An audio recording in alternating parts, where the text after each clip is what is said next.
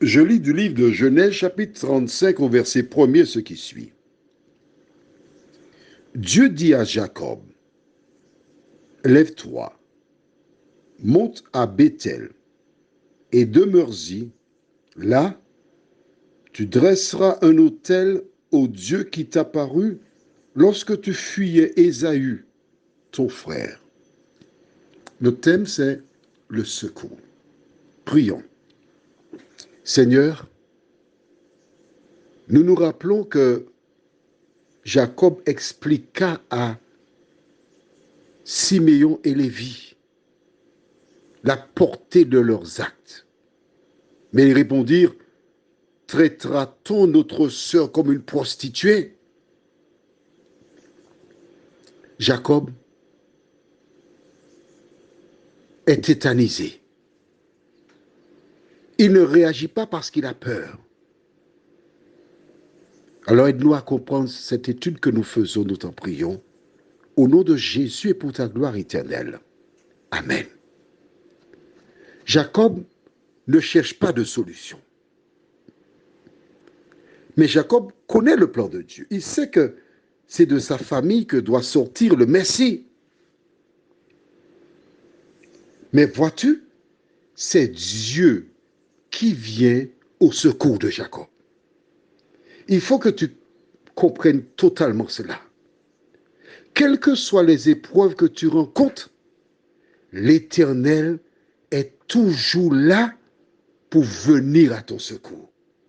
Quand Adam et Ève ont péché, l'Éternel est venu à son secours. Quand Abraham a dit « Non, c'est ma sœur » et Sarah a été kidnappée, l'Éternel s'est manifesté, il est venu à son secours. Aujourd'hui, l'Éternel vient encore au secours de Jacob. Alors toi qui m'écoutes, pourquoi te priver du secours de l'Éternel? Tu vois, je veux que ça entre dans ta tête. Je voudrais que tu gardes ça à l'esprit. Quand tu n'as pas de force, l'Éternel vient à ton secours, mais attention, quand il vient à ton secours, tu dois faire quelque chose. Tu dois l'écouter. Tu dois mettre en pratique sa parole. Tu dois vivre selon ce qu'il te demande et ne pas suivre ta voie. Alors, je te propose un psaume. Je t'invite à porter une oreille attentive à ce psaume que je te lirai. Il y a plusieurs dans le secteur. C'est le psaume 120.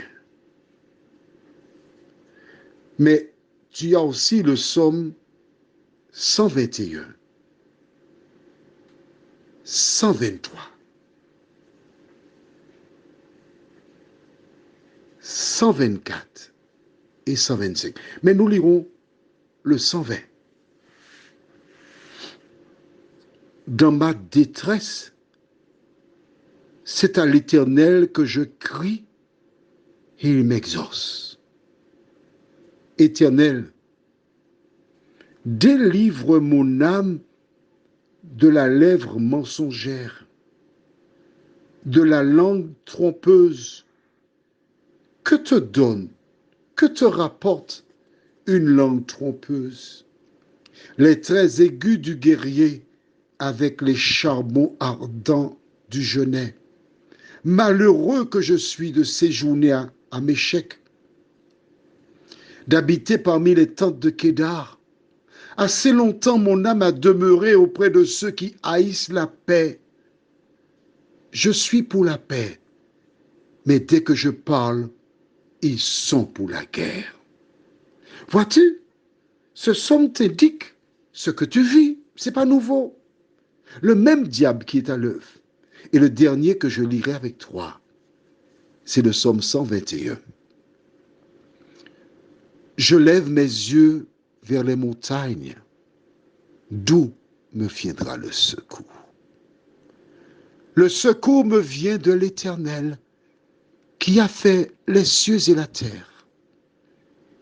Il ne permettra point que ton pied chancelle. Celui qui te garde ne sommeillera point. Voici, il ne sommeille ni ne dort, celui qui garde Israël. L'Éternel est celui qui te garde.